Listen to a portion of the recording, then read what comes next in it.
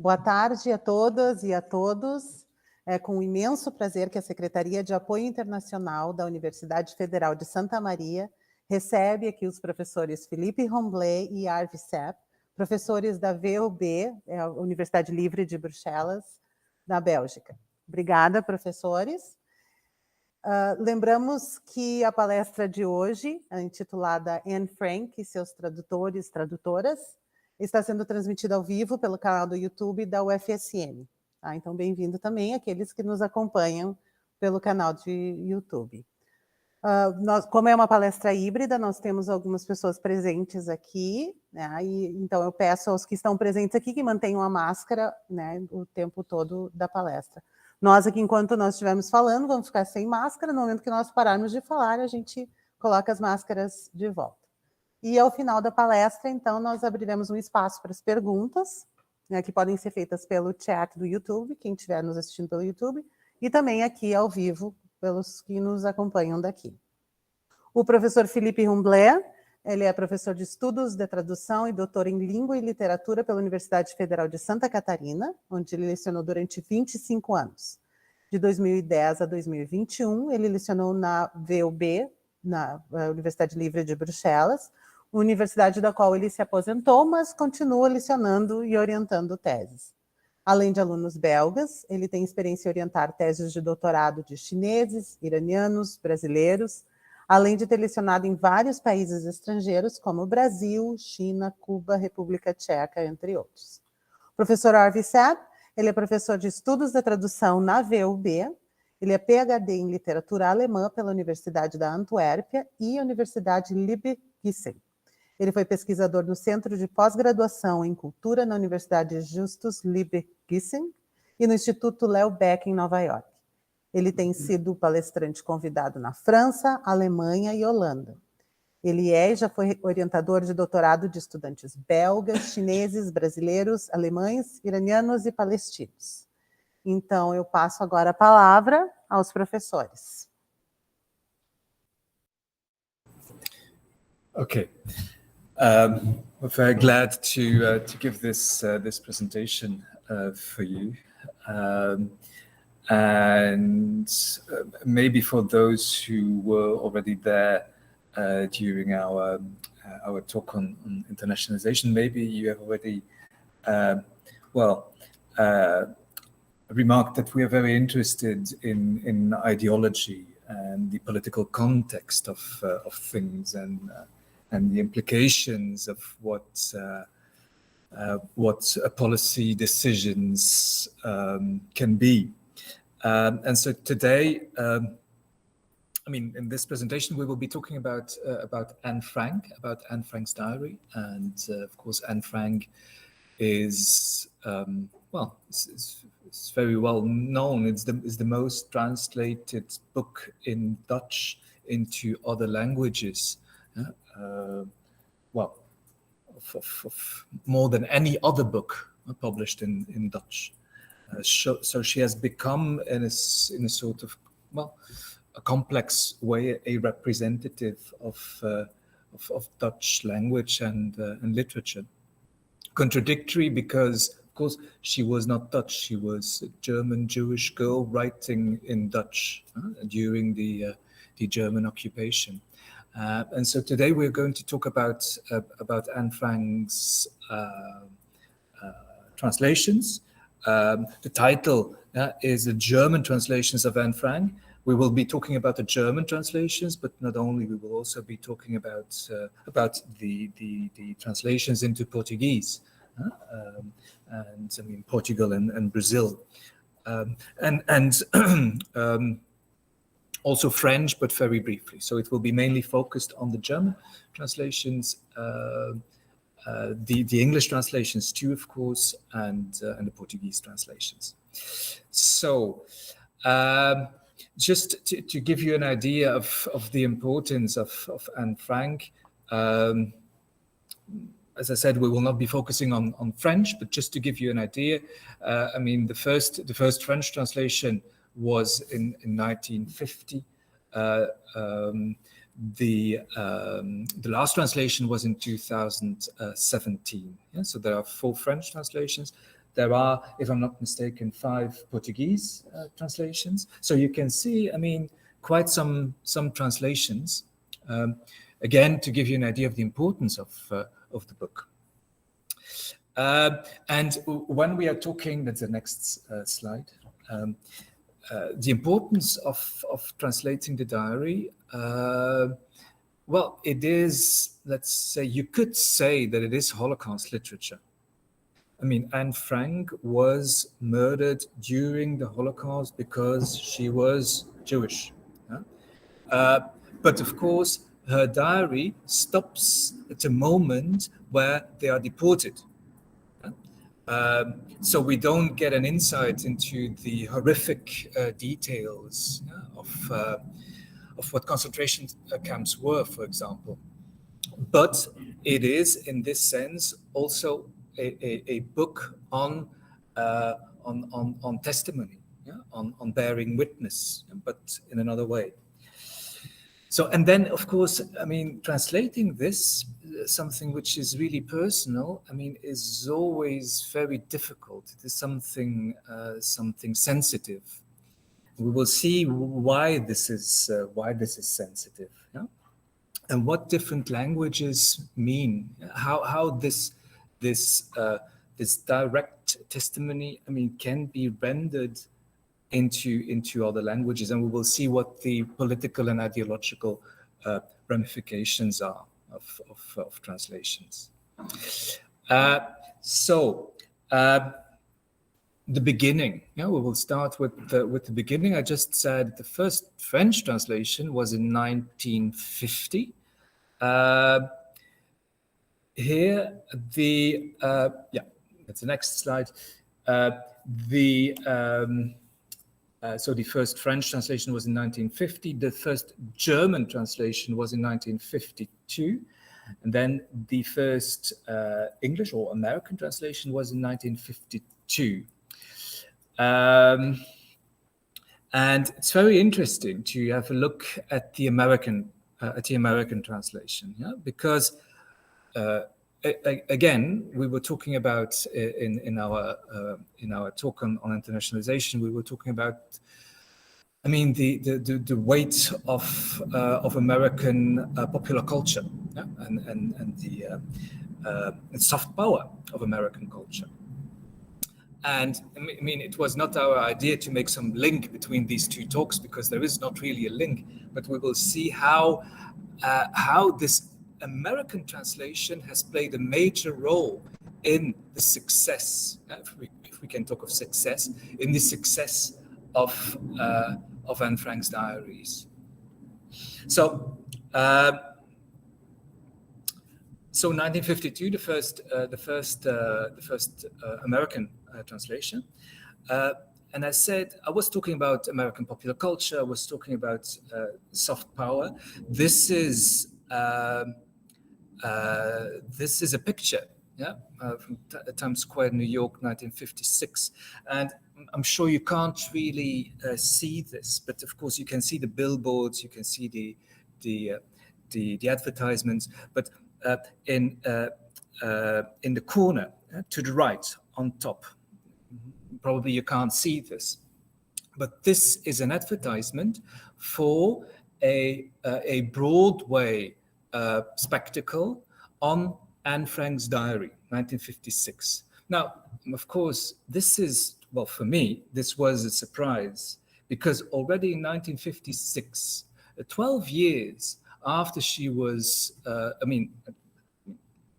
not very long after she was murdered in the Holocaust, already in 1956, she became kind of and it will be made explicit too, kind of symbol, yeah, a kind of symbol which has been taken up in popular culture. I mean, to be there among these billboards in 1956, yeah, on Times Square, this is not evident at all, but it is there. So where does this come from? Yeah, where does this come from? And again, strangely enough, for a young girl murdered during the Holocaust. Yeah? But the Holocaust is completely absent in this, because otherwise, if the Holocaust would be central, there would be no huge billboard, I mean, on Times Square. Yeah? So interesting is in the American translation of 1952, there is a preface by Eleanor Roosevelt, also very striking, yeah, where she writes, yeah. And again, 1952, it's 7 years, only 7 years after the end of the Second World War. She writes, Anne Frank's book made me shockingly aware of war's greatest evil, the degradation of the human spirit. But at the same time, Anne's diary made me poignantly clear the ultimate shining nobility of that spirit. Now, what is interesting, just if you read through this preface, is, of course, there's, in the preface, she doesn't talk about, I don't know, about the Holocaust. The Holocaust was not yet used as a term then, yeah? It was only later. But not Nazi atrocities, Germany. What we can see is we can see nobility, shining, spirit, human spirit, greatest evil. So we can see a kind of sacralization. It's a kind of discourse that is not historical. It is spiritual. Yeah, spirit twice. Yeah, nobility, shining nobility, greatest evil. It sounds almost universal. Yeah?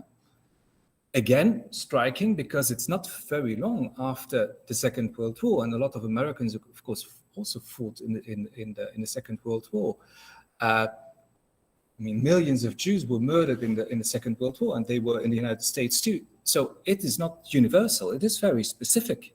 Yeah, but in 1952, we can see another kind of discourse. So what you can see is, of course, we are talking about Anne Frank, but we are talking about more than Anne Frank. We are talking about Anne Frank's diary and her translations as a kind of case to show something about remembering the Second World War and the Holocaust and the importance of transmission and translation and American culture within the reception of the diary. So, this picture on Times Square was 1956. It was not an advertisement for the diary, for the translation. It was an advertisement for a Broadway spectacle based on the diary. So after the American translation in 1952, it was a huge success. I mean, translation was a huge success. And so you know how it is with bestsellers, yeah? Well, then it kind of, it is picked up and it becomes part of, or it can become part of popular culture. And Broadway was one phase in this, let's say, popularization of Anne Frank's diary. So there was this couple, Frances Goodrich and Albert Hackett.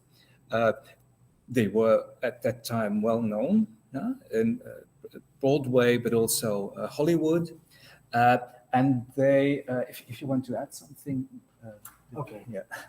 I just want to add that Eleanor Roosevelt was the president's wife, which adds weight. Yeah.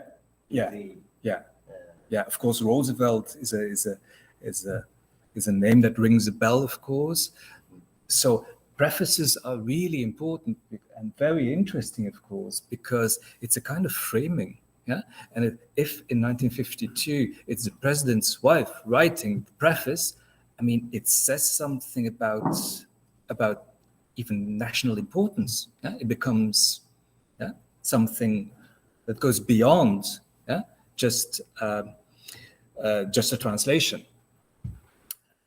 So what we can see in this spectacle, in this Broadway spectacle, and of course, I suppose you know Broadway. It's a lot of musicals. It's dancing and singing, and it is a spectacle. Again, this is a kind of contradiction. How can you make a kind of musical spectacle of a girl murdered? Yeah, I mean, in concentration camp. But again, this is possible because it stops there, where I mean, it seems as if the story could have had a happy end, but it didn't. But the diary stops there, so it leaves this possibility. Yeah? And we can see within this, in this spectacle, so there's nothing about Anne Frank's Jewishness. There's nothing about the Holocaust. There's nothing about atrocities and genocide. Yeah? So it is not explicit. And as I said in the preface, we can see this kind of sacralization, universalization, yeah? Dehistoricization of the diary. So this is the program of the play, which is also very striking. So this is, you know, if you go to theater, you get this often. You get this kind of booklet, yeah, program. I mean, in the past more than now. But this is the booklet, so the program. Yeah. But what is striking is that, well, not Anne Frank is. Is on the front page of the booklet, on the cover of the booklet. It's the actor. Yeah? It's the actor playing Otto Frank, her father. Who's actually strikingly similar. He's strikingly similar. He really looks like her father. But then it's the Diary of Anne Frank. So the Broadway spectacle is called The Diary of Anne Frank. Yeah? So the father is on the cover. Now, what is very important is that the copyright of the diary was with Anne Frank's father, Otto Frank, who survived the Holocaust. He was the only one of the family who survived the Holocaust. Auschwitz was liberated by the Red Army, by the Russians, yeah, and there was still 67,000 people remaining then when it was liberated, and Otto Frank was one of them. Yeah? Another one was Primo Levi, a very well-known Italian writer. Yeah? But Otto Frank was one of them. The other ones were sent on death marches to other parts. Yeah. But there was still 67,000 people there then. Almost, they survived. Again, so you can see that the father prepared his daughter's diary, and of course he was. So it was this Broadway spectacle, but it was in close cooperation with Anne Frank's father, Otto Frank. Yeah?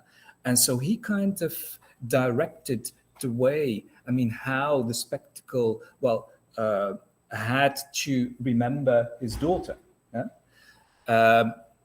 And as I said, Holocaust as a concept, it was only much later that it was used.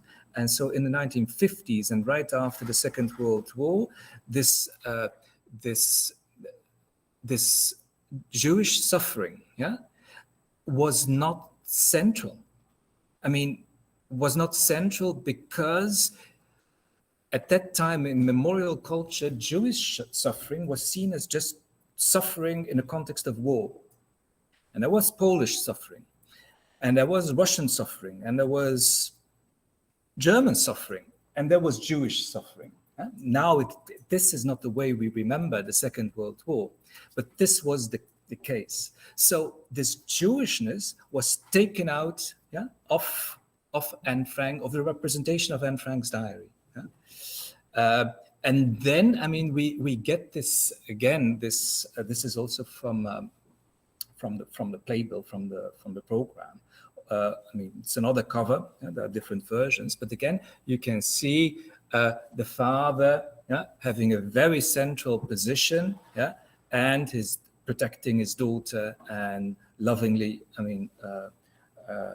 holding his daughter. Yeah. So this is very interesting in the way, yeah, this spectacle is represented. Yeah. And the father has a central role in the diaries, of Yeah. course. Yeah. And, Yeah. and he cut out parts where the mother was portrayed as Yeah. not very Yeah, sympathetic. yeah. I mean, I don't know. Has anyone read the diary? Yeah, yeah, yeah. Okay, that's very interesting. It's important, yeah, that I kind of know who has read the diary. Yeah, I mean, it's about half of you then or more who have read the diary. It's quite telling. Yeah, if I would name a novel, I mean, I would be very surprised if half of you would have sure. read this novel. Yeah, but it was a bestseller. It was a also in it was a Brazil. bestseller. Yeah, Also yeah, in Brazil. yeah. And so, I mean, this is the next slide then. So this is very striking, and I mean, we have remarked this, but also, I mean, David Barnau is a Dutch scholar. He's the best known specialist of Anne Frank's diary. I mean, has also noted this. Yeah. He wrote it was more like Otto Frank's diary than Anne's in a way. Yeah. Just to give you an idea, I mean, from the booklet from the program, so this was 1955, 1956. Yeah. Again, I mean, what is striking is that you have advertisements for perfume, for example, or what else is there? Wine, I think. Yeah. Whiskey. Yeah. I mean, this would not be possible anymore. Yeah? This would not be possible anymore. There was the Jewish community in the United States, in New York, who took offense against this representation of a Jewish girl, Jewish girl murdered during the Holocaust again. Yeah. So, but it was a huge success. So the Broadway spectacle was a huge success. And it received a number of awards and prizes. But of course, later on in memorial culture, when the Holocaust, had a central position in remembering the Second World War. Well, then there was, of course, in hindsight, there was the critique of de-Judaization and Americanization of the spectacle. In the next slide, for example, it's a very interesting book. It's on the representation of the Holocaust in American life. It's on American popular culture, and how the Holocaust is represented. Peter Novick, he writes that the show was very un-Jewish, and it was, it was criticized by the American Jewish community. Okay, so you may ask, well, why is this relevant? What does this have to do with German translation, Portuguese translation, French translation? Because this was a Broadway spectacle. Maybe for example, I like Japanese movies. I like Japanese movies in Japanese. Of course, often, there are American remakes. This is just an example. American remakes of Japanese movies.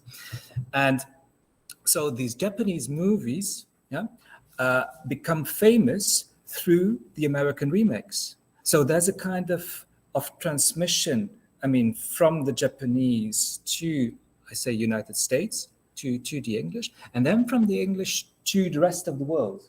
And this is globalization. This is cultural globalization.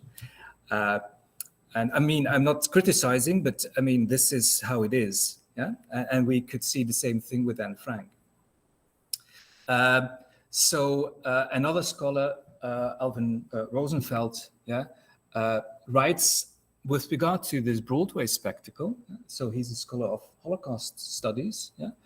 But in 2011, on the end of the Holocaust. This is the title of the book. where, I mean, the direct witnesses of the Holocaust are more and more disappearing. Yeah, he writes with regard to the spectacle. It is notable, for instance, that at no time during Goodrich and Hackett's prize-winning play does a Nazi soldier or Gestapo agent ever appear on stage. Yeah? And then more to the end, one can leave the theater feeling somehow uplifted by Anne Frank's story rather than deeply disturbed. As in this instance, Americans are typically given stories and images of the Nazi Holocaust that turn upward at the end rather than plunge downward into the terrifying silences of a gruesome death. Yeah? So this is 2011, so you can see a completely different view on what happened with the play. Yeah? Other examples, yeah, these are promotional posters. Yeah. So you can see, I mean, how it is marketed. Yeah, inspired theater. Your heart will never forget it. Yeah. So it's kind of emotional, but at the same time sweet. It's like, yeah. So this is what how the play was received. Yeah. So again, Alvin Rosenfeld writes about this play that there was a tendency to generalize Anne Frank's experience so that it becomes existential and not specifically historical. So there's nothing about National Socialism. There's nothing about anti-Semitism or racial discrimination. Yeah? Yeah. But so this was one phase in remembering the Holocaust and the Second World War. Again, in Germany too, I remember German Jews, for example, who survived. They went, for example, to other countries, Canada, United States, Great Britain, and they came back to Germany, where they came from, and there were Germans, so non-Jewish Germans, yeah, who were their neighbors before. I mean, I've read a lot of autobiographies and diaries. And so they meet again, the old neighbors, and the German neighbors, they told, well, it was very good for you that you weren't here because it was terrible with all the bombings. Yeah? Just to say that people, I mean, they were very much focused on their own suffering. And the political, the national discourse was everyone suffered. It should never happen again, but everyone suffered. And the same thing in Poland, for example, and even in communism in the Soviet Union. The specificity of Jewish suffering was just not there yet. It was afterwards. Okay. So in the version of the Broadway play, yeah, we can see that at the end of the play, yeah, this is how it ends. It's kind of closure. Yeah, we can read, we're not the only people that have had to suffer. Right now, right down through the ages, there have been people that have had to suffer. Sometimes one race, sometimes another. Yeah? So this is just to emphasize that we're not the only ones that had to suffer. Yeah? So this is this generalization of war suffering. And again, the Holocaust effect doesn't have anything to do with the war. It was something else. It was during the war, but it was not a military, nothing to do with military. It was a genocide. Yeah, this is, well, you could say that, I mean, this text has become central, yeah? Central for, and you can see that often it's obliged literature at secondary schools, for example, where when talking about the Second World War, that, I mean, students or pupils are asked or requested to read the diary. What is very interesting, again, this is about the reception. It is about, of course, the Anne Frank house is in Amsterdam. Yeah, I mean, it is set in Amsterdam, the diary. She was living in Amsterdam The family was betrayed in Amsterdam and then deported. But the Anne Frank house is one of the major touristic venues of Amsterdam. You have to book many weeks in advance to be able to visit. But there is an interesting documentary on Anne Frank and the Anne Frank house. It's a Dutch documentary, and people are queuing up. They are queuing up to visit the Anne Frank house. And of course, it is very international. And documentary shows, for example, this is from the documentary, shows an African-American man, or a Tibetan monk. And they ask, why are you visiting Anne Frank's house? And everyone, so this is this universalization of suffering,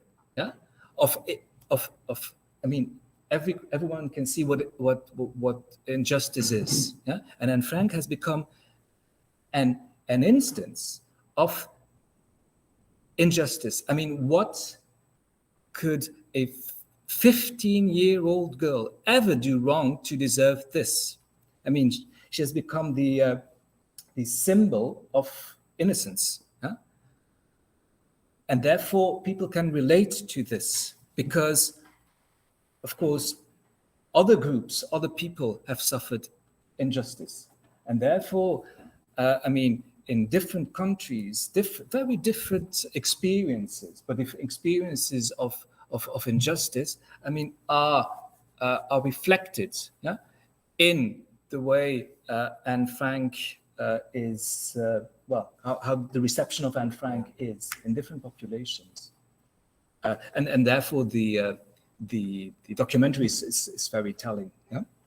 But again, so this is this universalization of Anne Frank. But at the same time, there's a kind of Anne Frank of course, loses her personality and becomes a kind of angel.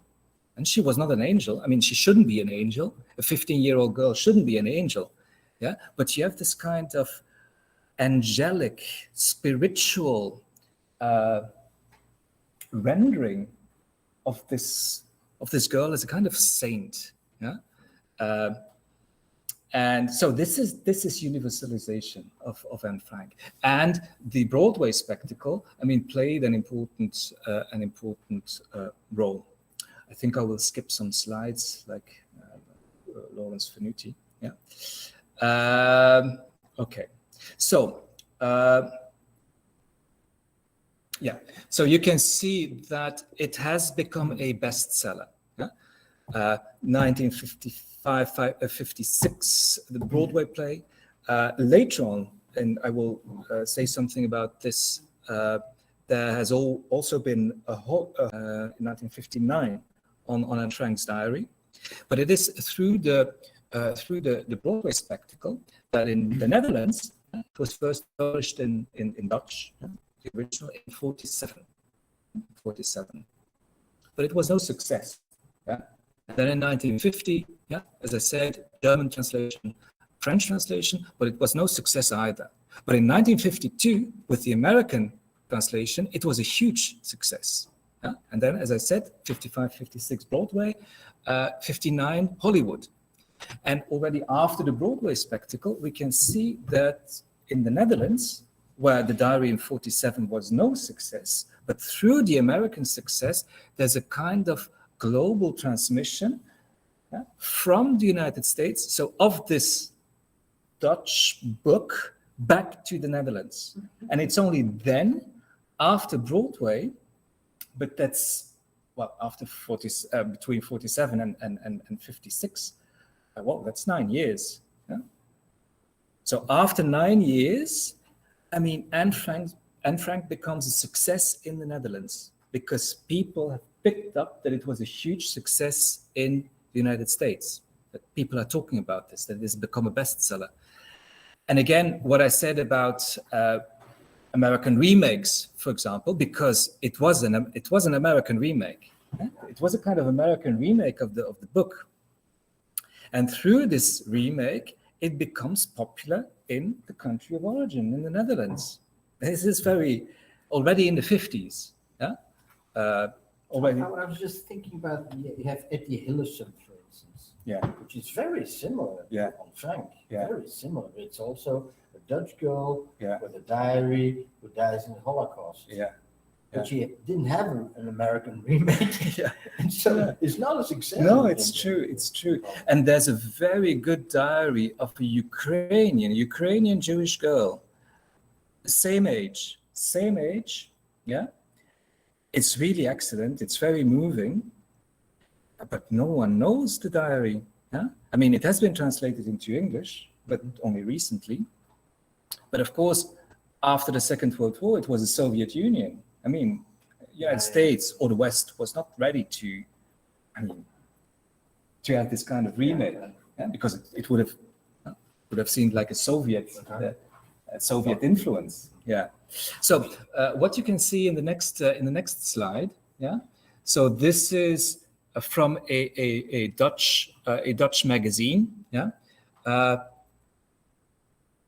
It doesn't really matter, yeah, but it's a Dutch Catholic magazine, yeah, on Anne Frank. Yeah. So between 47 and 56, there was almost nothing on Anne Frank. Yeah.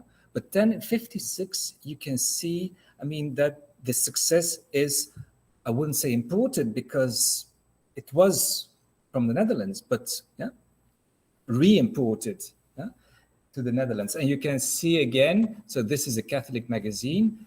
Catholic magazines in 56, it was not progressive, it was very conservative.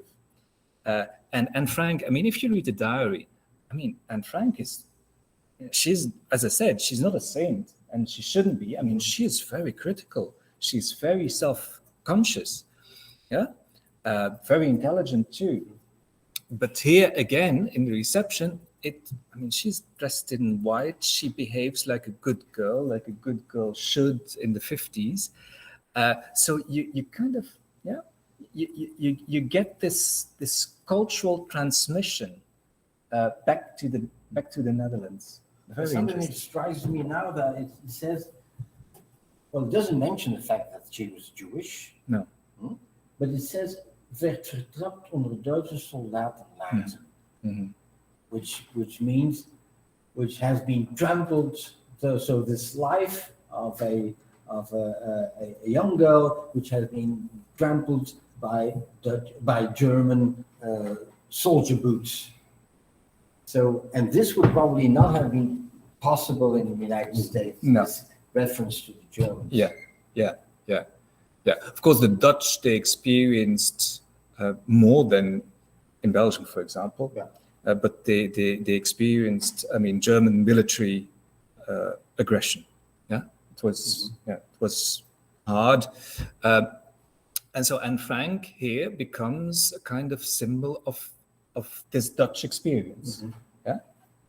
Yeah, in the United States, they had reintegrated a lot of people of the German scientists, for instance. So yeah, and the enemy was someone else. Yeah. So there's a lot coming together. Yeah, in this case. Yeah, and so so we can see in the translations, and we will show some examples later on. Yeah. Okay. That there is a kind of melodramatization of the original. It becomes more melodramatic. Okay. So and also in the play, in the play. So in the Broadway spectacle, there's a very strong difference between the good and the bad. Yeah, which is the case in moral universalization, that there's the good and there's the bad, and it is very clear what the difference is between both. And again, there's of course a very strong link between universalization and spiritualization. Yeah? That's what we talk about. Moral universalism, then religion is not very far then. So she becomes, that's the next slide. So she becomes a symbol of piety. And again, that she becomes also popular in Catholic circles in the Netherlands. Catholicism is a minority in, a religious minority minority is not the right name. It's just not the major religion. Just says something about this idea of piety. I said in the first German translation was in 1950 in a publishing house that was not well known, in a very small publishing house, and 4,500 copies were published. But then, not in 56, but already in 55, when the Broadway spectacle, started, 55. Almost immediately afterwards, then there was a new edition. Well, in a major publishing house, Fisher, and not 4,500 copies, but more than 100,000. So you could see that people were expecting in Germany in this new edition, they were expecting a success. Because again, in the 50s, beginning of the 50s, also in the United States, in Germany, the importance, ideological and cultural, political, military importance of the United States, was huge. It was huge. And then, as I said, so in 1959, there was a Hollywood film. Just interesting to have a look at the film posters. So this is for the Hollywood film. 59. So it is also called The Diary of Anne Frank. But it's just interesting to see. There is nothing about the family being deported, on hiding in Amsterdam. It kind of looks like, on the right, it looks like the Sound of Music. It's exactly like The Sound of Music, Everyone's happy. You can see, on the right, this film poster, bottom, there's Anne Frank. It's her first love experience, etc., etc. And you can see, members of the family dancing and very regular, very normal. But it was everything but normal, of course, because they feared for their life every day, and they had to, because in the end, they were betrayed and they were deported. On the left, again, Anne Frank, the adolescent girl, which is, which you can see in this, in these representations. Okay, so we have between 47 and 59, so we have a whole set of huge successes of remakes of Anne Frank's diary. And to give you some ideas of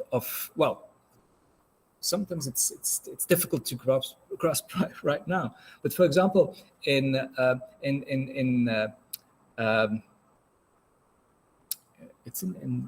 Japanese, Japanese culture, 68. So of course, Anne Frank is an adolescent girl, and menstruation was a taboo, and it is kind of addressed also in the diary. And then in 68, there's, in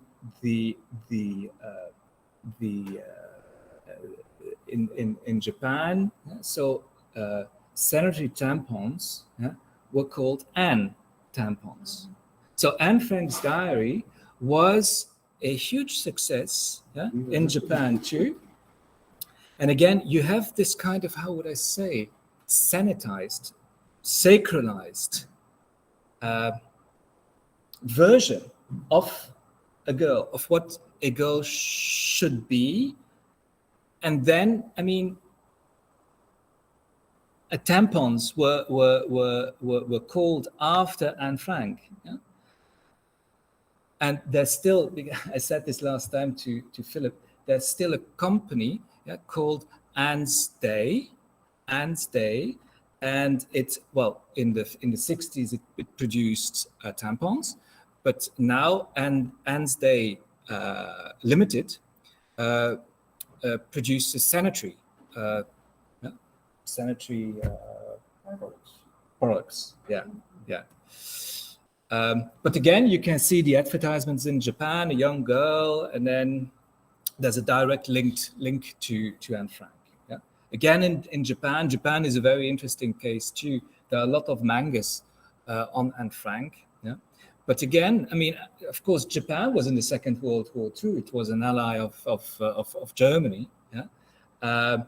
And so, but the war is not there at all. Yeah? On the contrary, yeah. But you can see it is about girlhood. Yeah. So we can see it is about girlhood. It is about first romance. It is about, well,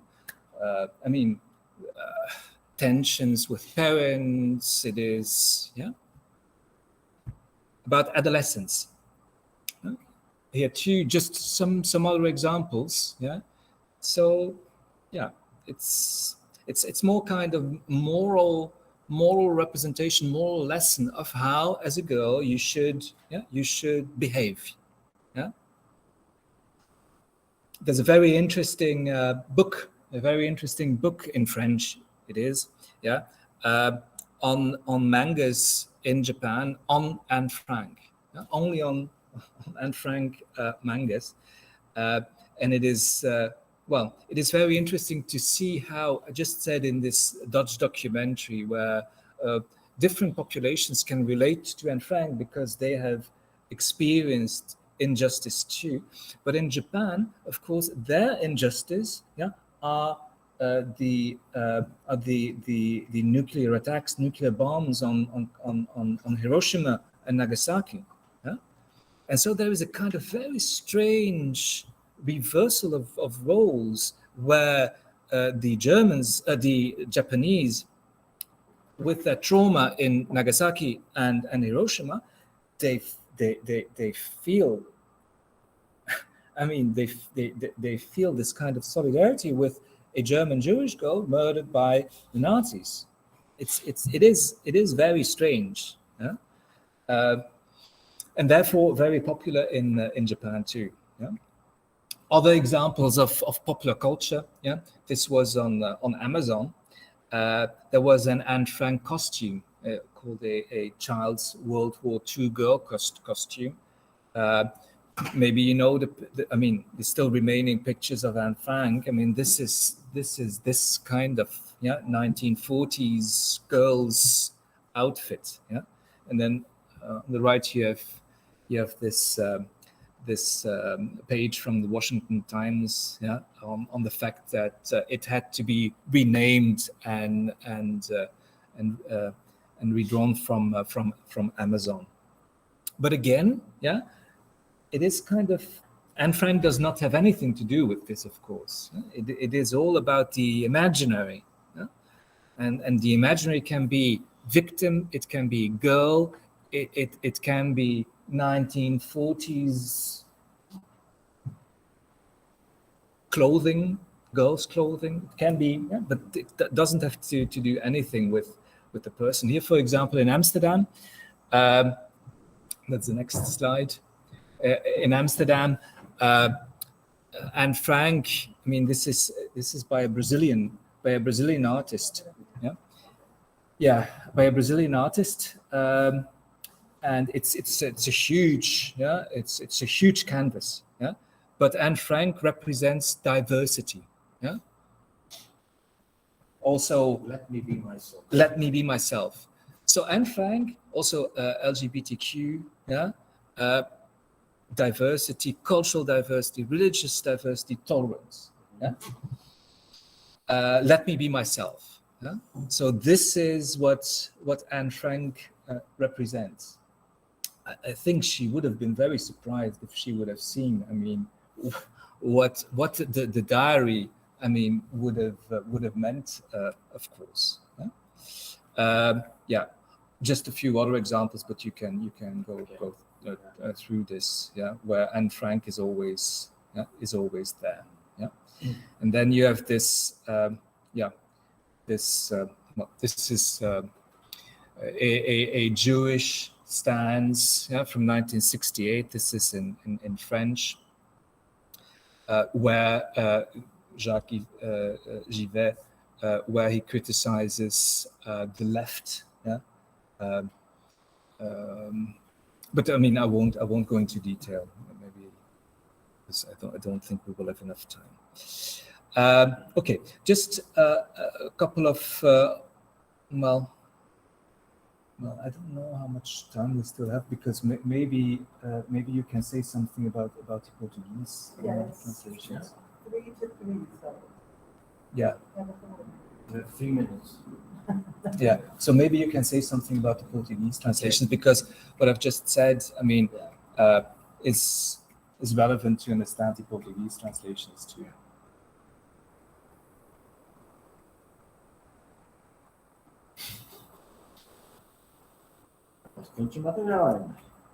Yeah, we could talk during hours. Ok. Agora eu vou falar em português, porque já que o Frank... Oh, your mic.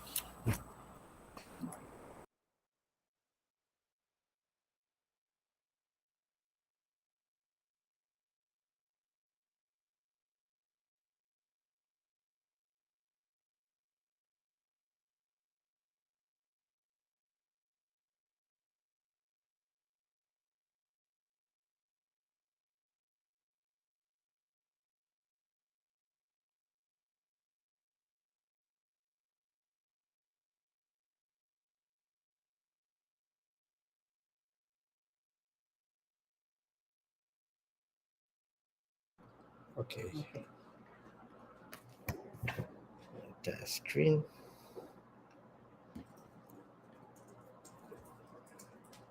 Ok? Vocês estão vendo? Ok. Tá. Então, como o Arvid já falou, tem várias traduções, então, não vou falar de todas, logicamente.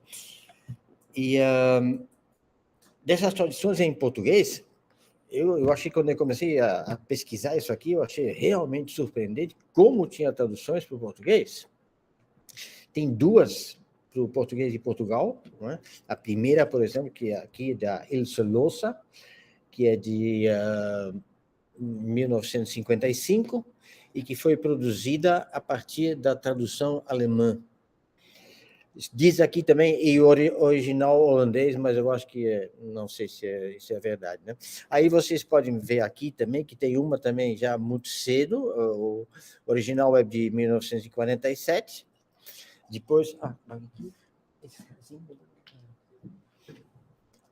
aí eu ver o próximo slide. Então, tem da Elia Ferreira Edel. Se alguém tiver alguma informação sobre essa tradutora, eu gostaria muito, porque eu não achei absolutamente nada sobre ela, e eu gostaria de saber. Então, 1982, o que é relativamente recente, também quando a gente vê que tem 2 traduções portuguesas, né? Relativamente recente, não, relativamente rápido depois das traduções portuguesas de Portugal, né? E depois a gente tem também a Jorge Mariano, que eu não achei nenhuma data, a de Ivanir Alves Calado, que é de longe a melhor, porque ela é basada na edição crítica, que depois foi publicada em holandês e depois em inglês dos diários. Mas depois tem a Silvia Prado também, que é bem recente, de 2019, né? Bom, essas são as informações também que eu consegui consultar a partir da Bélgica, né? Da internet. Então, né?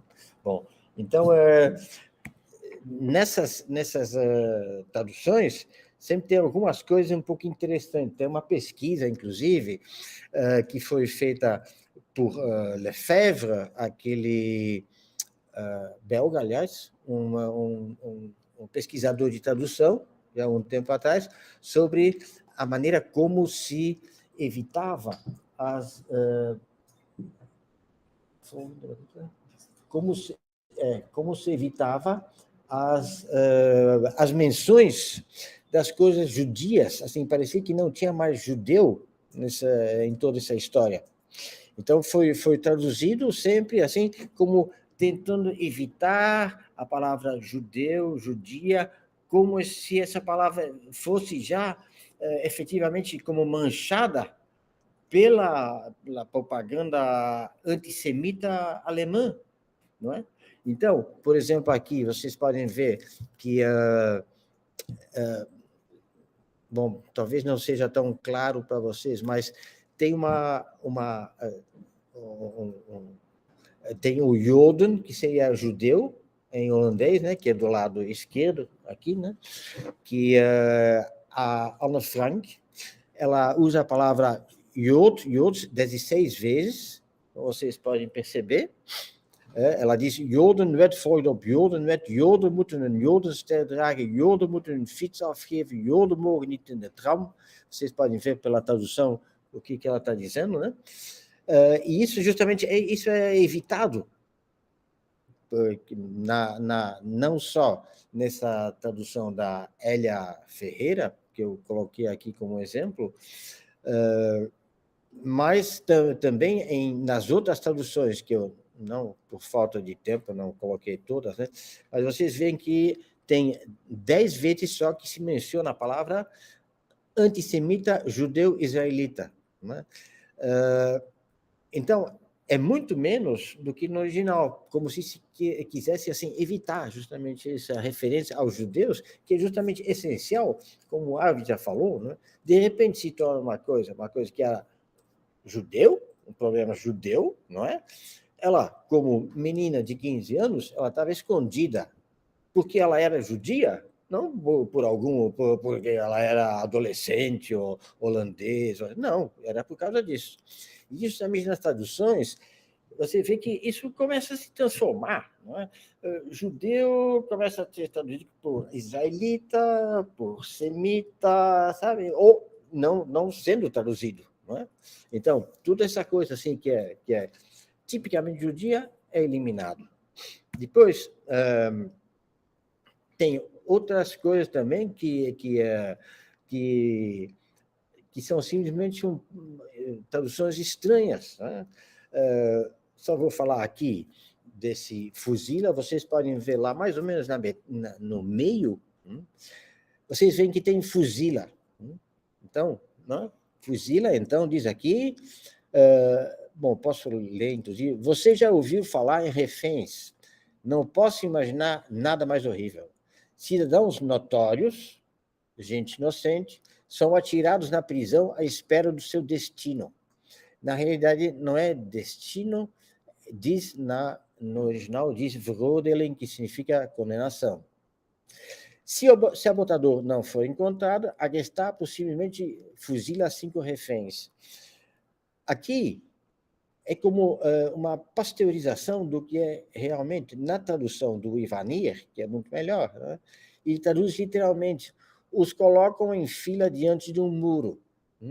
Então, sempre nessas primeiras traduções, ou as traduções, inclusive, poderia-se dizer que não são desse Ivanir, que fez uma ótima tradução, eles fazem uma coisa assim mais para criança mesmo, sabe? Se você diz fuzila, bom, então fuzila, bom, é matar, bom, mas colocam em fila diante de um muro, isso é muito mais plástico, não é? Você sente mais o que está acontecendo. Bom, então, eu vou me concentrar agora nos prefácios. Isso está... nos prefácios, que são muito interessantes, porque justamente como o Harvey falou, isso faz um framing, não é? E se bota num contexto a tradução que segue. Nisso, eu queria só não para mostrar como evoluiu a recepção desses diários, eu botei só uma frase de um longo prefácio de Annie Romain Verschoor, que era uma feminista, comunista, e historiadora, aliás, holandesa, e ela diz: quem espera experimentar o milagre desse diário, devo decepcionar com antecedência. Esse diário não é um prodígio infantil. Porque já tenta imediatamente, isso na primeira edição, como rebaixar. Não, isso é só uma coisa corriqueira, assim.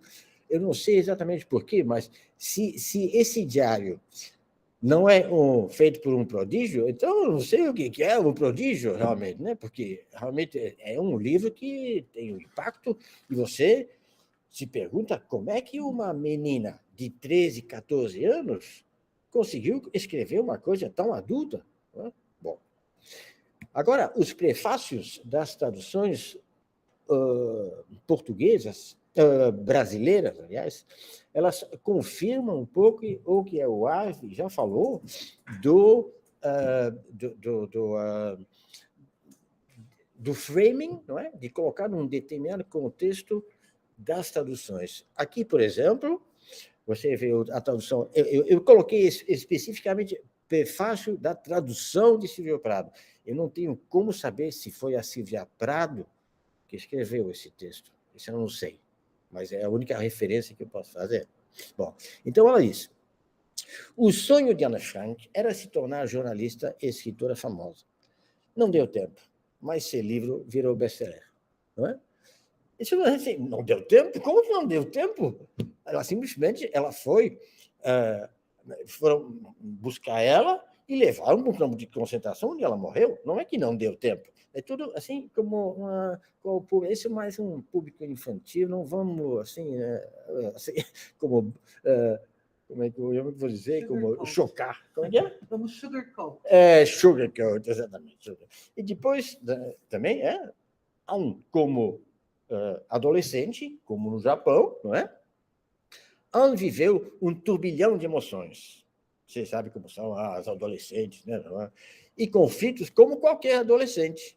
Em seu diário, descreve as relações entre as 8 pessoas confinadas e como faziam as tarefas do dia a dia. Não é? É uma coisa assim, meio como a gente tinha na Bélgica, a gente tinha Caroline na Fazenda, sabe? Esse tipo de coisa. Tá. E depois, tensão, estresse, solidariedade, ternura, desabrocha para o amor. Não é? Só isso, desabrocha, já, isso não é uma coisa assim, que não é uma flor. Bom. Depois, conflitos de amor e ódio também, com esse desabrochar. Né? Garota observadora e tagarela. Como todos nós conhecemos, não é? As garotas são tagarelas, observadoras, né? Incansavelmente, com 1000 planos para o dia em que a guerra acabasse.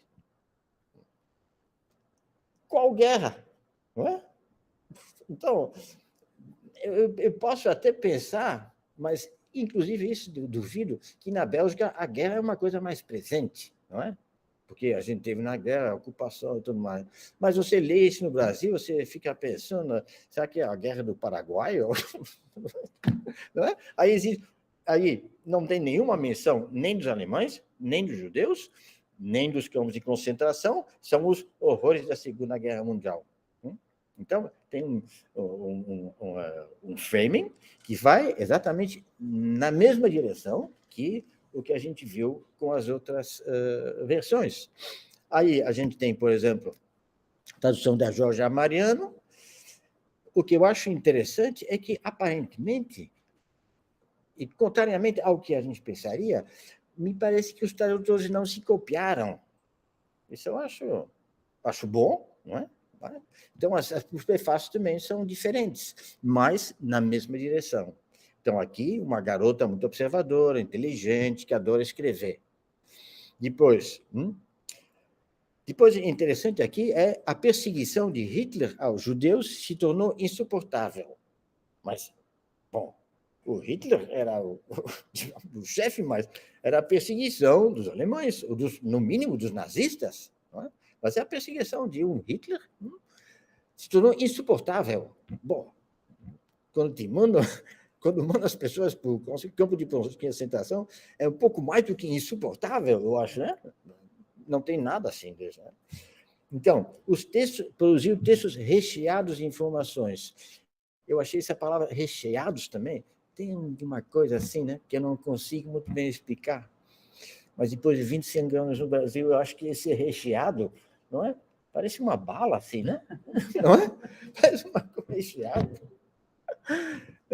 Então, o documento sobreviveu à guerra, ao Holocausto e ao tempo. Como assim ao tempo? Bom, e depois um livro assim, os mais vendidos, e depois vem o marketing, né? Traduzido para 60 idiomas, virou filme, como a gente viu aqui, peça de teatro, minissérie, desenho animado, história em quadrinhos, as crianças devem gostar. Não é? Isso é uma coisa que a gente não vê de maneira alguma nessa tradução desse Ivani, que está à venda ainda, onde tem uma introdução, tem um prefácio, tem um pós-fácio, que é totalmente assim, eu diria até normal, não é? Você fala de um dia Ana Frank, você fala da guerra, das condições de vida, essas coisas assim, né? Não é um livro para criança, de fato. Pode ser para adolescente, mas não é para criança. Bom. Então, depois, Elia Ferreira, por exemplo, é exatamente a mesma coisa. Deixa eu ver aqui. Tem. Então, Elia Ferreira, não é? Há 40 anos, no período de ocupação da Holanda pelos nazistas, as famílias Frank e Van Daan, além de todos de origem judaica. Aí já tem mais, mas isso também é mais a tradução mais antiga também. Mas, mesmo assim, tem umas coisas que não dá para entender. Menos ainda em 1982, quando não tinha internet e não tinha Wikipédia. Então, diz aqui, nesse esconderijo, então, diz primeiro que estava no esconderijo, essas pessoas permaneceram de julho de 1942 até agosto de 1944, quando foram descobertas. Parece descobrimento do Brasil.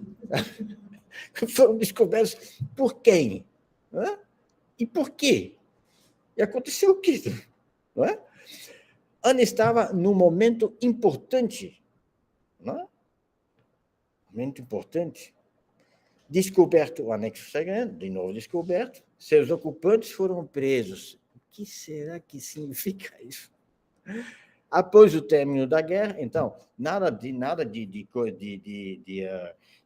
alemães ou coisa assim, não é? É tudo, então, fica tudo nesse ambiente, você direciona esse livro para 14, 15 anos, mais ou menos. Um público para o qual também não é? É bom para esse público também, mas é tudo infantilizado, né? Tudo nesse sentido.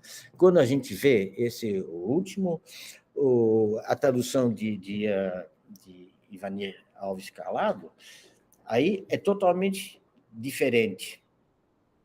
Ana foi obrigada a sair do país com sua família após a chegada de Adolf Hitler ao poder. O que é estranho aqui é Adolf com o PH, mas o que contradiz a pesquisa que aparentemente ele fez sobre... Mas, bom. Mas tem, com a perseguição aos judeus, deflagrada também na Holanda, efetivamente são judeus, não é? Até serem delatados, porque foram delatados, né? E depois, Ana Frank morreu de tifo no campo de concentração de Bergen-Belsen aos 15 anos. Isso são dados objetivos que não aparecem nos outros prefácios e que parecem meio essenciais, porque você não pode, assim, transformar essa pessoa numa outra pessoa, como, aliás, foi feito nessa peça de teatro, no filme, tudo, foi transformar numa outra pessoa. Agora eu tenho só mais um, isso pode ser interessante, desculpa, não é?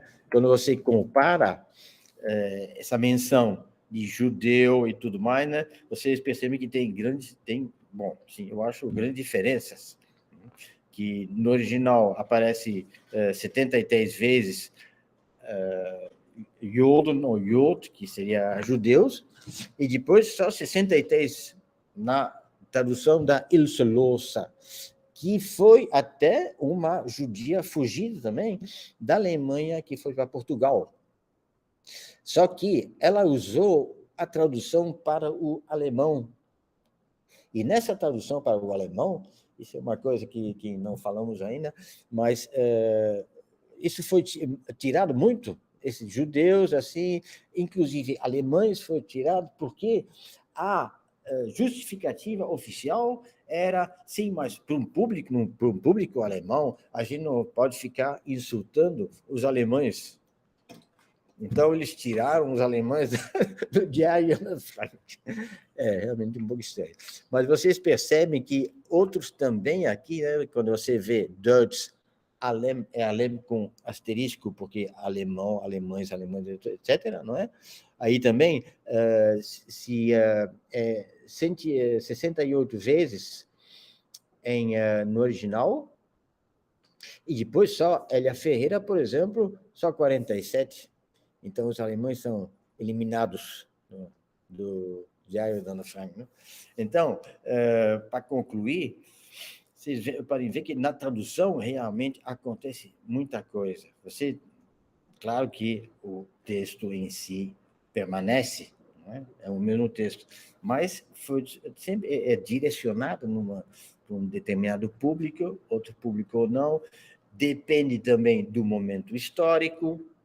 Você pega uma tradução por inglês, aí, logo depois da guerra, quando, por exemplo, Wernher von Braun, que era o grande cientista alemão em matéria de foguetes, foi acolhido nos Estados Unidos, junto com muitos outros. Então, tem documentários interessantes na Netflix, inclusive, sobre isso. Não é?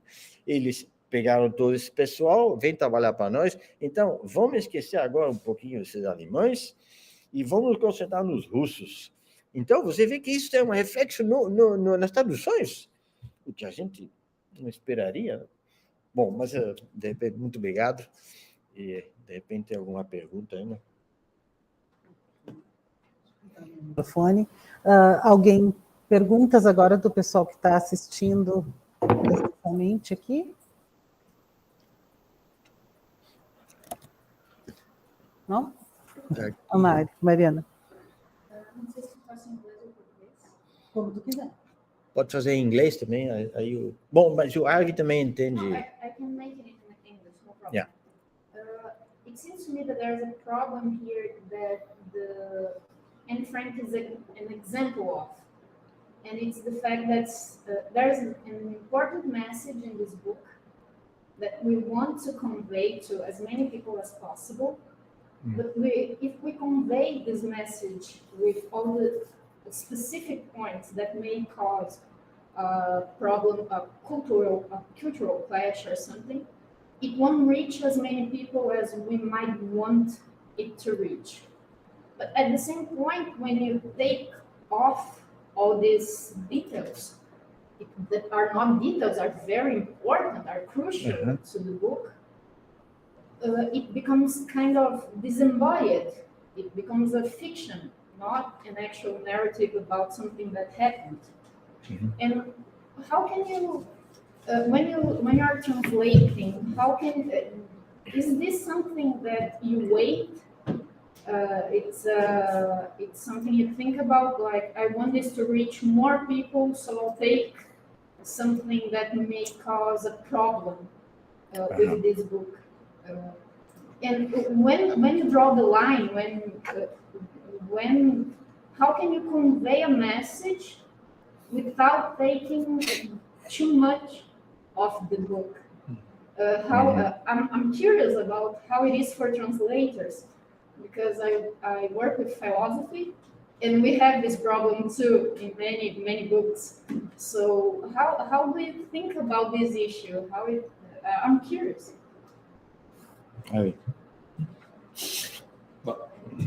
it's on microphone. Yeah, but it's a really really excellent question. Yeah, It's a bit too difficult, actually. it's a very good question, and in fact, it's the central question in translation studies. So you said you're working on philosophy, so you very quickly grasped what the central issue is, because of course there's a very thin line between adaptation and translation, and there's a very thin line between adaptation, translation, and fiction, literary writing. Yeah? And so it all kind of comes together. Yeah, and I mean, what you can see that of course we are all children of our time. Yeah, and maybe now we look at these translations or at these remakes, yeah, from the 50s. I mean, we can't really understand, or we can see this is a kind of falsification, maybe. Yeah? But of course, this was not the idea. I mean, this was. I mean, we are in a certain zeitgeist, yeah, and we are part of a way of seeing the world, and we're in it, yeah, and we can't see out of it. Yeah? Sometimes we can, but often we are not even aware. Yeah? And this is how it works. Every generation or historical period will say, well, what did these people do now? It will be the same. So I think a translator, of course, thinks about who is my audience, yeah, for whom am I translating? So, and this is a kind of little voice in your head, and you want to do your best. Yeah, you see this as your task, and I am doing this for someone, and I want to. I have a goal, yeah? And often I am committed and engaged. Yeah.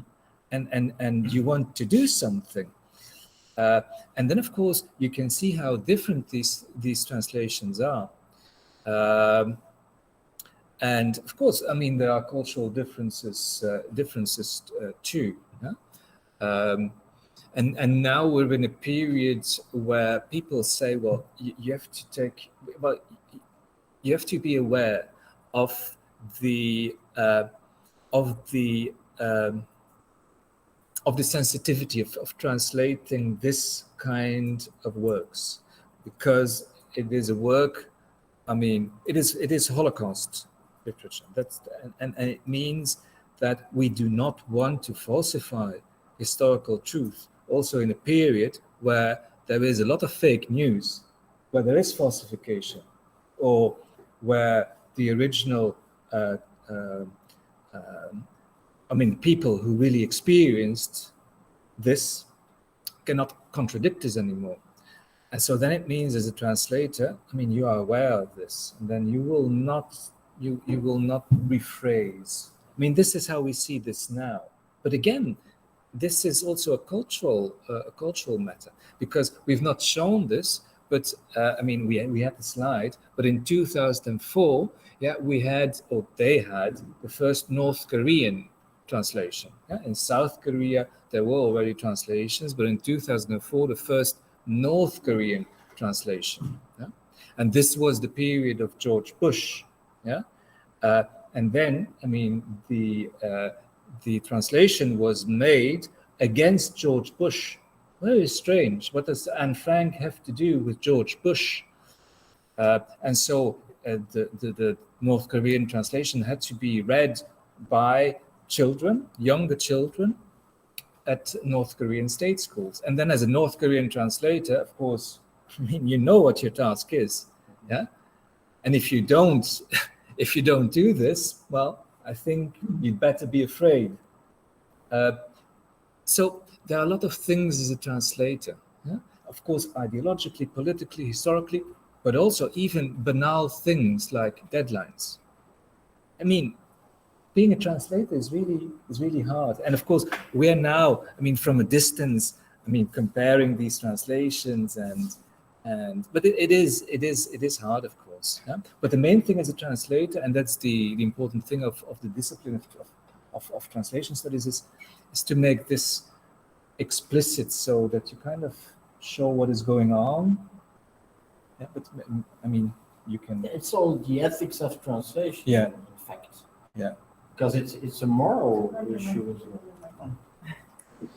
Because it's the ethics of translation. It's like the moral issues of translation, and I think that maybe translators are not always aware of these things. I think, but sometimes, because translators are people as well, so they have their own convictions.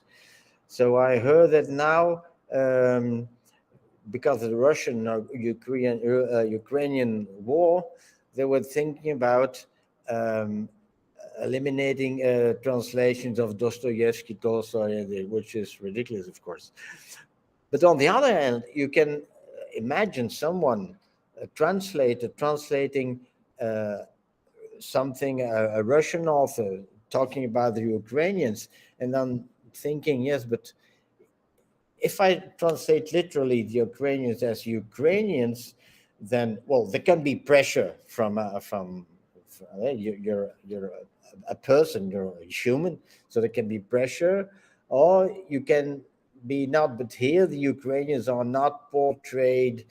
They are portrayed as poor, ignorant peasants. So I'm going to change it a little bit. I think it's pretty human, but it's not tolerable, I think. Yeah, and for example, yeah, it is about ethics. Just yeah. Other people at home with that. Yeah.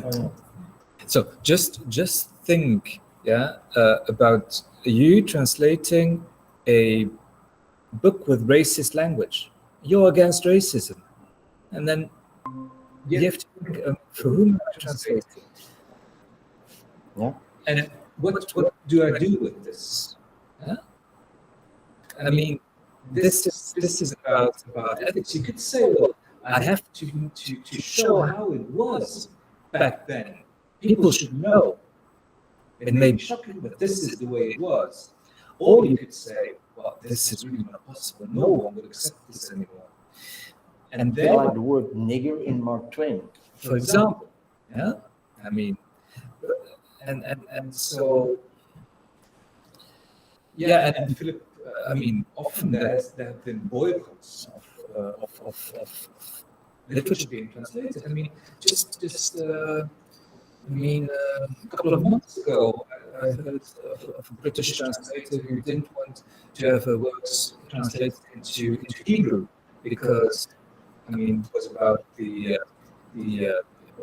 occupied territories, yeah, in the West Bank, and he said, I don't want my books to be translated. And then, so you can see that there is a lot going on. And there was a huge incident with regard to the Dutch translation and afterwards other translations of Amanda Gorman. Yeah. An African American, a young African American poet, where there was a huge incident when a young white Dutch woman was supposed to have translated, I mean, the work, yeah? And then, I mean, there was, I mean, a lot of criticism against this, but it's problematic too because it was a discussion that, I mean, is a white woman allowed to translate a black woman? Yeah, and then, I mean, of course, I mean, if you look at the Association of American Literary Translators, yeah, there's only 2% of them who are African American. Yeah? And then you can say, well, this is not just, and then you can't. But on the other hand, I mean, the idea that you would not be able, as a white woman, to translate the experience of a black woman, I mean, this is just the idea that, I mean, human understanding is just not possible. So you can see that through translation, I mean, it's often about ethics in different ways. Yeah, then I think you can also understand the problem that a translator sometimes has, because if you want to publish Mark Twain again, right? You publish it in English, then you say, well, this is the text I'm publishing in English. You're translating it. Are you going to translate nigger into I don't know what? In Portuguese, I wouldn't know what. Or are you going to say, realmente não soa bem? Huh? That's probably the what you would think. It's difficult for a translator. If it's your conviction that there has to be inclusion of people, you cannot be racist and all these things, it's difficult to even write it. So, yeah, complicated. I'm glad I'm not a translator. Yeah, thank you.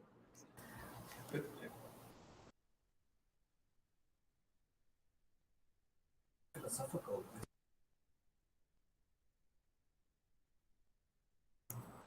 So I just added that you can see how philosophical this discussion is.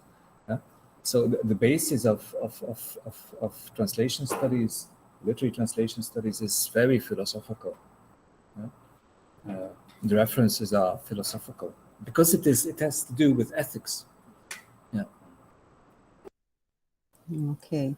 As nossas outras, a gente teve mais uma pergunta que era bem na mesma linha, então realmente a grande questão é essa, né, da ética, do que muda de uma tradução para outra, até onde o tradutor de um país muda um pouquinho, né, para adaptar aos seus leitores. Né? Eu acho que ficou bem explicado, ficou bem discutida essa questão. Não sei se mais alguém tem alguma colaboração aqui.